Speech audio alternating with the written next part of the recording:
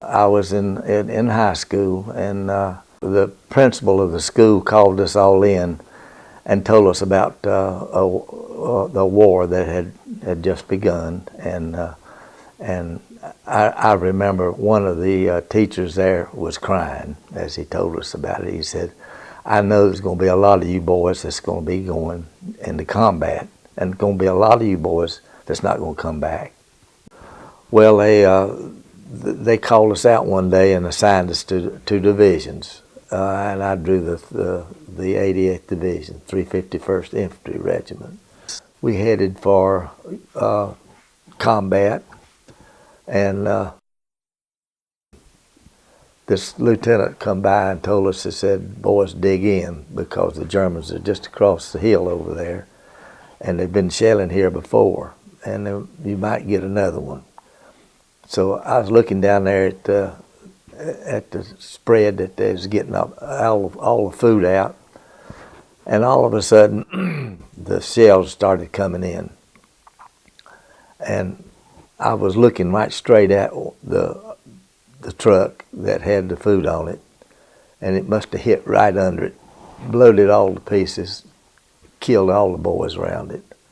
And this is my first experience of combat. You could see the Germans over there in a very short distance, and they were pumping artillery rounds at us.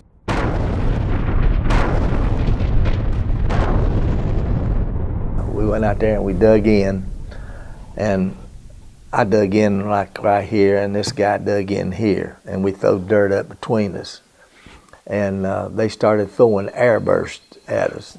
It goes off about 15, 20 feet high, and the shrapnel rains down in the hole, and it'll get you.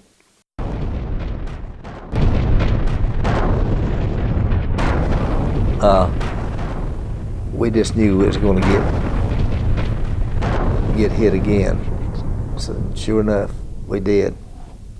It skimmed the top of my hole. One shell did. Skimmed the top of my and landed right between this guy's legs that was in foxhole right next to me. And he was screaming, and I jumped over in there and slid under him and held him up. And he said, "Rader, how bad am I hit?" And I said, you're okay." But man, you could just see the blood draining out of him. And directly he says, am I hurt bad? I says, "No." Boy, he hit right between his legs, blowed him all to pieces. And I don't know why I got over in there, but I felt sorry for him. But I held him.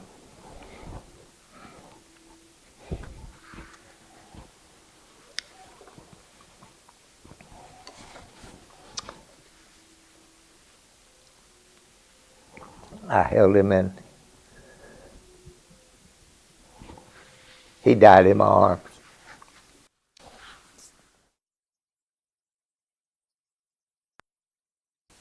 Around 5 to 6 machine guns opened up on us point blank on the cliffs right above us, and we all ran. And I don't know how in God's world I got through that. But the bullets was coming, just felt like going under my armpits and under my legs. You know, they killed about 5 or 6 of my buddies as we run past them. And I was carrying the radio, and we ran over into a thicket to where they couldn't see us too good.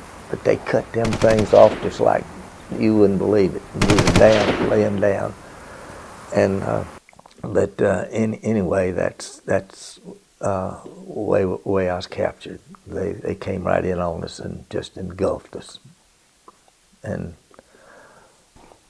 about 5 of them came in with machine guns and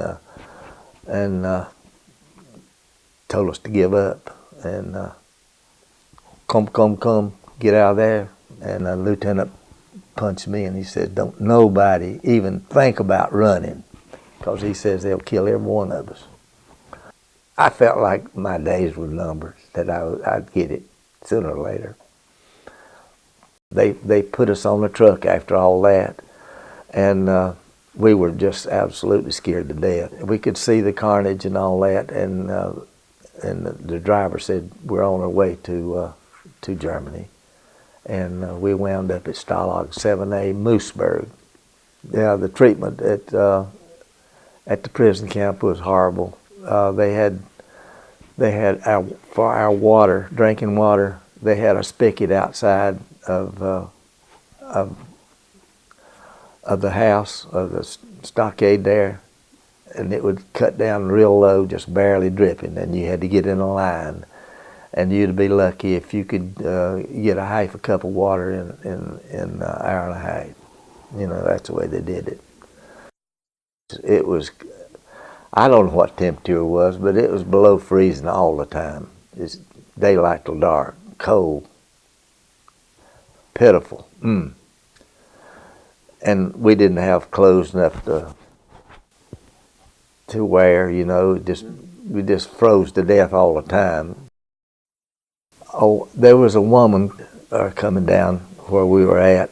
One of the guards was there, and she was in a Red Cross uniform, and she come right on down there where we were at. And while the German wasn't watching, she bent down like she's tying her shoes. She says, "Sir," said, "if you'll get all the names of the buddies that you got here and give me your telephone number, I'll call your mother when I get back to New York City." I thought, yeah, big deal, I bet. But I gave her mine, and all the rest of them scratched theirs on the name on there. Gave it to her, and or did give it to her. She said, "I'll be back in about 30 minutes to an hour. Same way, and I'll reach down and tie my shoe again, and you throw it down there." And that's exactly what I've done. Threw it right down at their feet. The Germans was talking to each other and not paying any attention. She picked it up, and I got home. I said, "Mama, did you get a call from a woman that was with the Red Cross?" She said, "Yes."